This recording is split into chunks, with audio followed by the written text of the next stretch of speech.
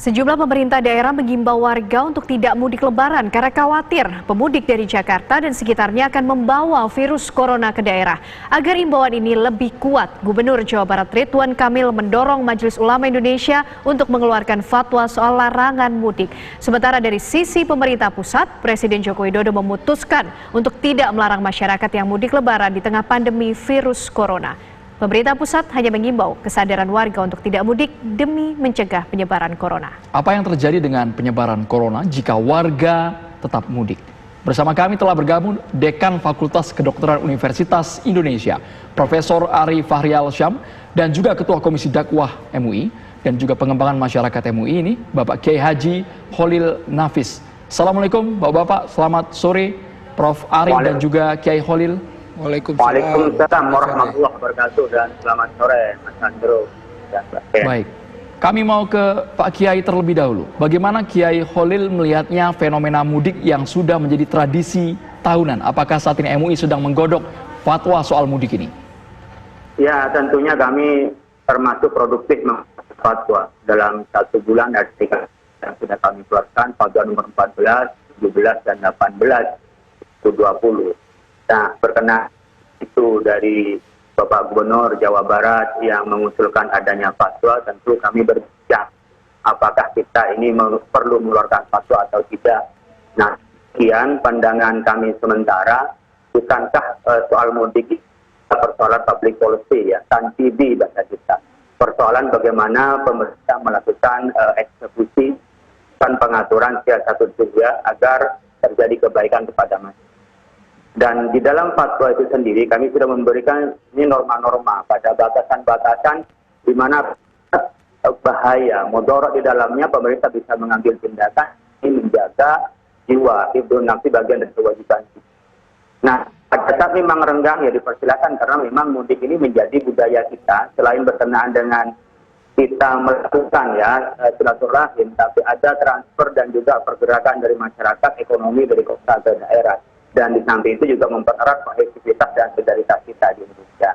Oleh karena itu, sebenarnya kita pada wilayah perbincangan diperlukan atau tidak diperlukan, tetapi lebih menguat di kita adalah sebenarnya ini lebih pada soal policy saja. Bagaimana pemerintah melakukan rekayasa sosial dan bagaimana pemerintah itu memberikan kebijakan agar kita dapat memutus mata rantai penularan dari COVID-19. Pak Kiai, artinya peran MUI dalam hal ini, akankah nanti fatwa larangan mudik ini akan dikeluarkan untuk mencegah penyebaran wabah virus corona, dan kira-kira apa pertimbangannya Pak Kiai? Ya, tentunya kami sedang berbincang dan pendapat kami pribadi sepertinya kita tidak mengeluarkan fatwa khusus soal mudik ya. Tidak mengeluarkan fatwa soal mudik karena ini sudah lebih pada soal TANPB, policy dari pemerintah, bukan wilayah hukum Islam. Dan kalau hukum Islam tentunya jelas sudah di dalam fatwa kita, kalau mudarat, ya seperti kita gunakan dalam fatwa nomor 14 tahun 2020 itu, orang yang terkena COVID-19, dia boleh tidak Jumatan, bahkan dia haram Jumatan, manakala ia dapat mengumpulkan sehingga membahayakan orang lain. Gitu. Tapi dalam keadaan kondisi normal, ya, orang sehat, tapi takut tertular, maka boleh dia tidak Jumatan. Kalau dia memang dalam keadaan zona dia masih hijau, masih baik, maka dia wajib Jumatan. Saya pikir kerangka yang diberikan fatwa model seperti ini oleh pemerintah sudah bisa menjadi acuan untuk melihat maslahat dan mudaratnya orang pulang kampung, orang pergi atau perjalanan yang melakukan interaksi antara satu dengan yang lain sehingga khawatir membawa virus atau dia menularkan virus kepada orang lain. Kayaknya bagi kami ini bukan wilayahnya hukum Islam di dalam rangka memberikan fatwa haram halalnya, tetapi lebih kepada soal mudarat dan tidaknya, dan itu adalah wilayahnya pemerintah yang memberikan polisi itu.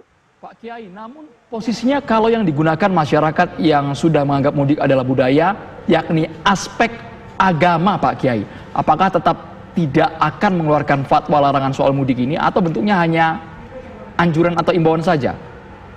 Ya, saya pikir kan nanti ada berbeda ngelihat perkembangan ya, kondisinya. Makanya kan seperti halnya sekarang MUI tak pernah melarang bersolat Jumat.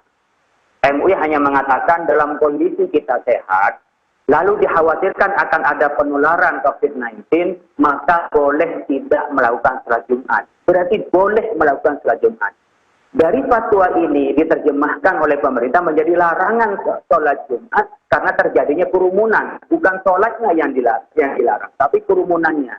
Nah, MUI tidak punya kewenangan untuk melarang itu karena yang eksekusi memaksa adalah pemerintah. MUI memberikan hukumnya. Oleh karena itu berkenaan dengan mudik, saya pikir hukumnya sudah jelas. Sesuatu yang maklum meminati bid darurat yang sudah diketahui oleh orang banyak, maka tidak perlu lagi fatwa. Dan lebih pada soal pengaturan adalah wilayahnya pemerintah, bukan wilayahnya Majelis Ulama Indonesia. Kami tetap akan mendukung, menghimbau, karena ini akan menularkan, akan ada bahaya di dalamnya. Jika diperlukan, kami akan membantu menghimbau kepada masyarakat agar tidak melakukan kerumunan, baik itu berupa yang seperti sholat Jumat, seperti juga berjamaah, termasuk juga pulang kampung, memberikan himbauan untuk apa? Karena di dalamnya ada kemaslahatan dan program pemerintah yang seperti ini perlu didukung. Tetapi untuk tingkatan fatwa sepertinya masih belum sampai di situ. Tetapi kita masih dalam perbincangan, belum ada keputusan di Majelis Ulama Indonesia. Baik. Terima kasih Pak Kiai Haji Kholil Nafis, Ketua Komisi Dakwah dan Pengembangan Masyarakat MUI, sudah bergabung bersama kami di Kabar Petang TV One. Assalamualaikum. Dan usai jeda pemirsa, kami masih akan ajak Anda untuk berbincang langsung dengan Dekan Fakultas Kedokteran Universitas Indonesia, Profesor Ari Fahriyal Syam, mengenai mudik yang dihimbau untuk tidak dilakukan untuk mencegah penyebaran virus corona. Usai jeda. Dan kembali kami ajak Anda bergabung langsung dengan Prof. Ari. Prof, mungkin bisa dijawab langsung tadi pertanyaan, apa lagi kira-kira upaya yang perlu dilakukan, Prof? Ya, jadi pertama kita mesti lihat bahwa trennya itu masih tren eksponensial. Jadi trennya itu masih tren naik terus. Ini yang berbahaya. Artinya apa? Bahwa memang masih terjadi penularan antar manusia di negara kita ini gitu loh, dari angka ini. Nah, bagaimana ini kan kita nih, ternyata ini kan benar nih prediksi 2000 nih ya. Ya ini akan angka artinya nih angka psikologis sudah kita tembus 2000. Begitu juga jumlah kematian juga udah lewat 100, ya kan, berarti ini angka kita udah di atas 9% ya angka kematian. Jadi bagaimana upaya ini ya, bagaimana nih agar ini bisa landai berkurang? Bagaimana caranya ya, menghindarin orang tidak ada di jalanan, menghindarin tidak ada interaksi antar manusia yang lebih banyak gitu loh. Ini kan yang jadi masalah.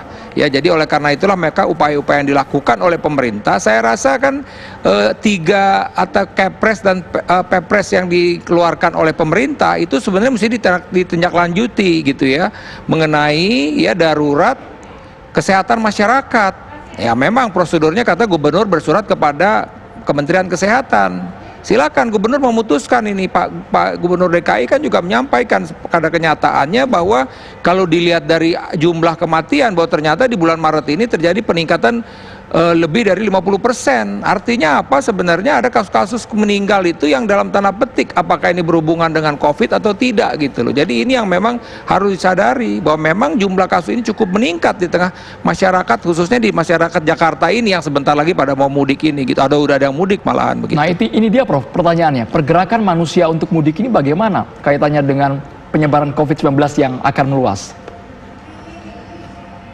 Ya, saya rasa pemerintah mesti tegas. Ya, pemerintah daerah okelah, sudah menyampaikan bahwa menganjurkan warganya tidak mudik. Saya beberapa waktu yang lalu juga melakukan talkshow seperti ini dengan Wali Kota Padang. Jelas waktu itu bahkan juga Gubernur Sumatera Barat. Ini kan kalau ngomong mudik, orang Minang ini paling rame nih kalau mudik. Sebutkan. Sudah meminta orang Minang itu udah nggak usah mudik gitu loh. Jadi artinya nih declare itu yang pertama-tama saya rasa tuh dari pemerintah Sumatera Barat itu udah muncul seperti itu. Wali Kota Padang juga seperti itu. Oke, terus Bandung semua. Jadi mesti kompak semua bahwa memang ya dengan situasi extraordinary seperti ini ya udah deh nggak usah mudik gitu loh. Kenapa? Saya mau bicara kapan sih mulai tertular? Pertama begini, ya kita mesti lihat case-case yang ada di Singapura, di Malaysia. Mereka kan detail sekali itu di awal. Pertama tour guide dalam satu bis ketika itu memang orang-orang dari China, Wuhan ada di situ, kemudian itu tour guide-nya kena, bahkan drivernya kena.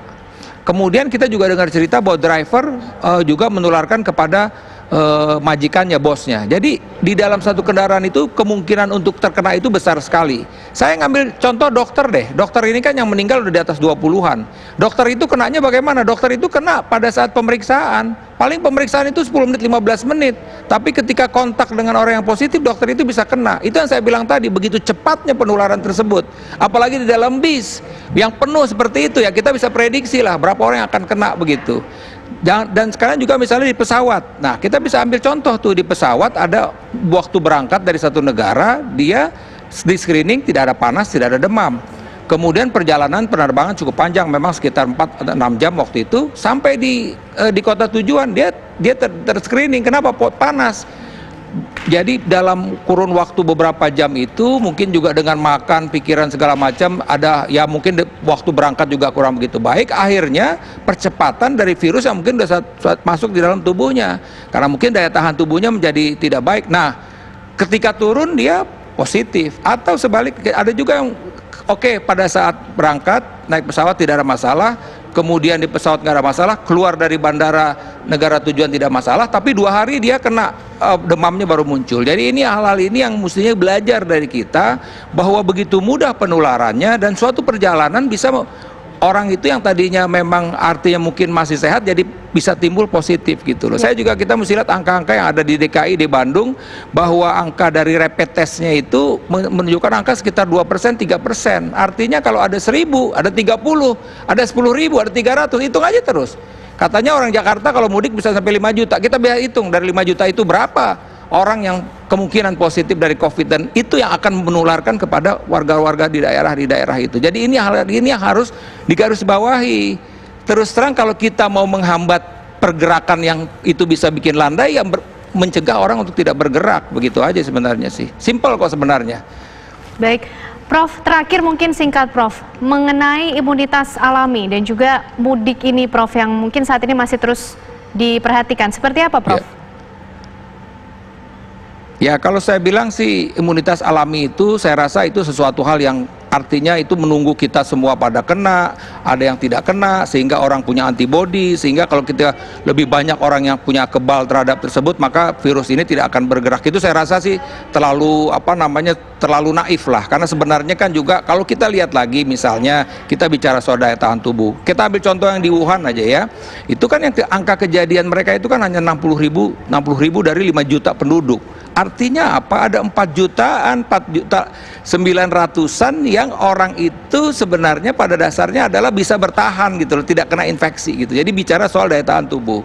Nah, sekarang bagaimana nih, sudah ya oke deh, ini udah terlanjur mudik mau terpaksa, tapi tadi saya bilang tadi bahwa masyarakat harus mengetahui potensi-potensi di mana dia bisa tertular dalam proses mudik tersebut. Bisa terjadi dalam kendaraan, bisa terjadi sampai di rumah. Oleh karena itulah, kalau memang terpaksa juga ya mau nggak mau isolasi mandiri ketika sampai di kampung, ya, jaga daya tahan tubuh, jangan banyak berinteraksi dengan orang lain, dan segera melakukan pengobatan. Saya melihat beberapa pemerintah daerah juga mesti siap apa? Siap rumah sakit semua harus siap menerima pasien-pasien yang kemungkinan COVID. Dokter-dokter ini penting, perawat-perawat harus dipersenjatai dengan alat pelindung diri. Kalau tidak ya seperti gini, ya akan paling jadi korban itu adalah para dokter-dokter, perawat yang menghadapi pasien itu langsung. Kalau tidak mereka dilengkapi dengan APD, kita bisa tunggu waktu aja bahwa angka dokter meninggal itu ya seperti itu, setiap hari pasti akan ada dokter-dokter yang meninggal gitu. Jadi saya ini, oleh karena itulah maka semua kita, tapi tetap sekali lagi kita tidak usah panik. Sekali lagi karena saya bilang tadi bahwa ada tadi yang saya bilang Wuhan saja ada 4 jutaan yang tidak kena infeksi ini. Kita bicara soal penduduk Jakarta kan ini numbernya masih segini, tapi sekali lagi oleh karena itulah daya tahan tubuh menjadi hal yang penting, dan kita juga tidak stres, karena stres juga akan membuat daya tahan tubuh kita turun. Itu hal penting menurut saya yang mesti diperhatikan oleh masyarakat semua.